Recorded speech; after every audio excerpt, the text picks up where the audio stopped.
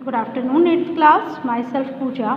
Students, आज की social studies की क्लास में हम हिस्ट्री के पार्ट 8 भारत में नई क्रांति का संचार को कंटिन्यू करेंगे। देखिए बच्चों, आज हम पढ़ेंगे स्वदेशी आंदोलन का आरंभ। बंगाल के विभाजन के विरोध में स्वदेशी आंदोलन का आरंभ हो गया। बंगाल का जब विभाजन हुआ, जब लॉर्ड कर्जन ने बंगाल का विभाजन किया, बंगाल को 2 भागों में बांटा, तो इसके विरोध में स्वदेशी आंदोलन का आरंभ हो गया। इस आंदोलन में विदेशी वस्तुओं का बहिष्कार होने लगा। ठीक है, जो नेता थे, जो लोग थे वहाँ के, वो विदेशी वस्तुओं का बहिष्कार करने लगे। ठीक है, और लोगों को ये समझाने लगे कि सभी लोग विदेशी वस्तुओं को इस्तेमाल ना करें, बल्कि स्वदेशी चीज़ों का इस्तेमाल करें, स्वदेशी वस्तुओं का इस्तेमाल करें। बहुत बड़ी मात्रा में अंग्रेजी वस्तुओं और कपड़ों को जगह जगह एकत्र करके आंदोलनकारियों द्वारा जलाया जाने लगा। जैसे कि आप इस पिक्चर में देख रहे हैं, इस पिक्चर में कुछ लोग जो हैं भारत के विदेशी वस्तुओं का बहिष्कार कर रहे हैं। ठीक है, विदेशी सामग्री की होली जलाते आंदोलनकारी।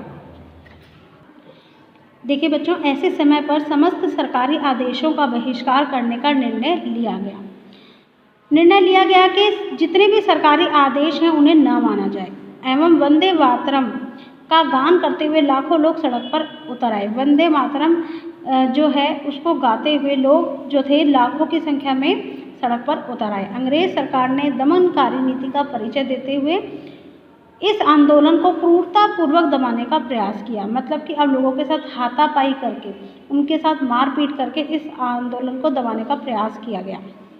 उन्होंने वंदे मातरम गान को प्रतिबंधित कर दिया। ठीक है, उस पर प्रतिबंध लगा दिया ताकि इसे कोई गाए ना।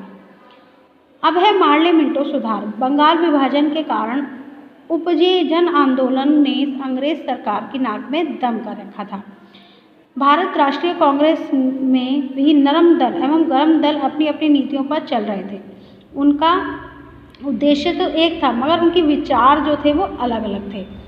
ऐसे में ब्रिटिश सरकार ने बदलते परिवेश का लाभ उठाकर इन दोनों घटकों के मध्य फूट डलवाने का निश्चय किया।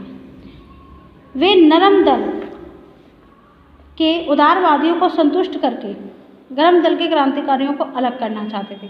मतलब कि नरम दल के लोगों की सभी बात मानकर वो जानते थे कि जो नरम दल के लोग हैं वो शांतिपूर्वक कार्य करते हैं, जो आंदोलन करने होते हैं, जो अपनी बात रखनी होती है वो शांतिपूर्वक रखते हैं। तो उन्होंने, अंग्रेज़ों ने क्या किया कि नरम दल के लोगों की सभी बातों को मानकर भड़काया गरम दल के लोगों को, उनके बीच फूट डलवाने का निश्चय किया। वे नरम दल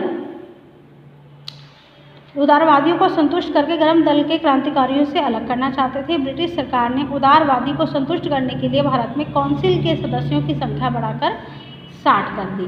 इसके अतिरिक्त कुछ अन्य सुधारकों की भी घोषणा की गई, जिसमें मार्ले मिंटो सुधार 1909 ईस्वी के नाम से जाना जाता है। अंग्रेज़ों ने कुछ घोषणाएं की कि हाँ भाई, आपकी बातों को माना जाएगा। ठीक है, और इसको ही मार्ले मिंटो सुधार 1909 ईस्वी में जो हुआ कहा जाता है। इस अधिनियम में हिंदू मुस्लिम के लिए अलग निर्वाचन क्षेत्र बनाए गए, जिसमें मुस्लिमों को केवल आरक्षित मुस्लिम सीटों के लिए ही मतदान का अधिकार था। कुछ सीटें आरक्षित की गई थी जिसमें जो मुस्लिम जो लोग हैं वो मतदान का अधिकार रखते थे।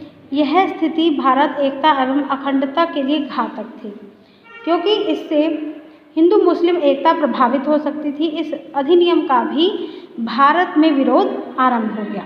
1911 में ब्रिटेन के किंग जॉर्ज का भारत आगमन हुआ। 1911 ईस्वी में ब्रिटेन से किंग जॉर्ज जो है भारत आए। उन्होंने भारत में आंदोलनों की स्थिति देखते हुए महत्वपूर्ण घोषणाएं की। पहली घोषणा ये थी कि बंगाल का जो विभाजन लॉर्ड कर्जन ने किया था उसको रद्द कर दिया जाएगा। सेकंड ये कि ब्रिटिश सरकार की राजधानी कोलकाता से हटाकर दिल्ली कर दी जाएगी।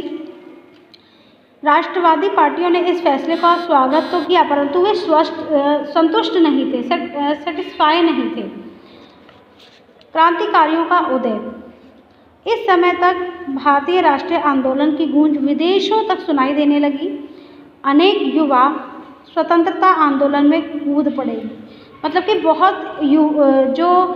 बहुत से लोग, युवा लोग जो है स्वतंत्रता आंदोलन मतलब कि आज़ादी के आंदोलन में कूद पड़े, शामिल हुए।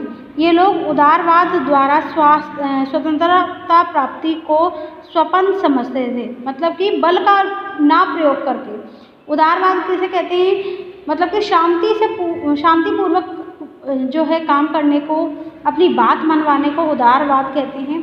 ठीक है, जहाँ पर बिल्कुल भी हिंसा ना हो। तो देखिए बच्चों, इनके अनुसार क्रांति केवल शक्ति एवं हथियारों के बल पर ही संभव थी। ये सरकारी हिंसा का उत्तर हिंसा से ही देने का मन बना चुके थे। इन्होंने विभिन्न क्षेत्रों में अपने समूह बनाए एवं गुप्त रूप से उन्हें परीक्षण देने लगे। क्रांतिकारियों ने इस दलों की अनुयायी जो है खुदीराम बोस, प्रफुल्ल चाको, रास बिहारी, लाला हरदयाल एवं अरविंद घोष जैसे क्रांतिकारियों ने की। देखिए बच्चों, यहाँ पर कुछ पिक्चर्स बनी हुई हैं। ये जो पिक्चर है वो खुदीराम बोस की है, ये अरविंद घोष और ये लाला हरदयाल। अपने इस दल का नाम इन लोगों ने गदर पार्टी रखा एवं गदर नाम से ही एक समाचार पत्र का प्रकाशन आरंभ कर दिया। देखो, गदर मीन्स हलचल, तूफान सा उठना। ठीक है, यह समाचार पत्र क्रांतिकारी विचारधारा का प्रचारक था। जेनेवा से मैडम भी काजी कामा ने भी वंदे मातरम नामक समाचार पत्र का मुद्रण करवाया एवं भारतीय स्वतंत्रता संग्राम में सहयोग दिया। तो देखिए बच्चों, आज हम यहीं तक पढ़ेंगे। नेक्स्ट का चैप्टर जो है आगे जो रह गया है उसको हम नेक्स्ट क्लास में कंटिन्यू करेंगे। आज का आपका होमवर्क है, जितना चैप्टर मैंने आपको पढ़ाया है आपको उस चैप्टर को, ठीक है, घर से रीड करना है। आज के लिए बस इतना ही। Thank you.